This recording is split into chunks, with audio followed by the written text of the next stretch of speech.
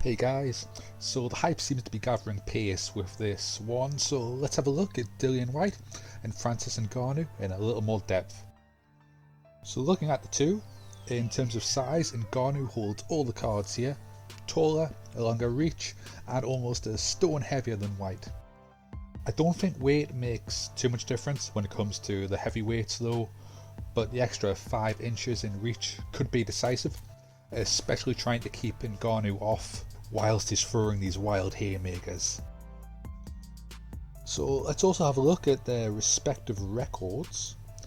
Ngannou has had 18 MMA bouts, 15 wins including 11 knockouts and 3 losses.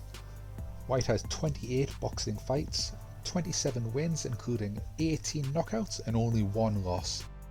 That loss of course was in his grudge match with Anthony Joshua. Whyte has the more impressive resume and includes wins over former boxing world champions Joseph Parker and Lucas Brown, but Ngannou has built up a fearsome reputation, 11 of his wins coming in the first round. The 2 latest defeats on his record came from decisions, so you wonder that if Whyte could weather an early storm, could he possibly grind Ngannou down? Now we don't know how this is going to play out quite yet. Eddie Hearn has said he will reach out to Dana White about this and isn't sure if it will be in a boxing ring, in a cage, or if they'll have a round of each. Ngannou is no stranger to the boxing ring. In fact, when he started out, it wasn't in MMA but in boxing where he began his training. He wanted to emulate his hero Mike Tyson. It's also been noted that Ngannou and Joe Joyce sparred for 8 rounds together earlier in the year.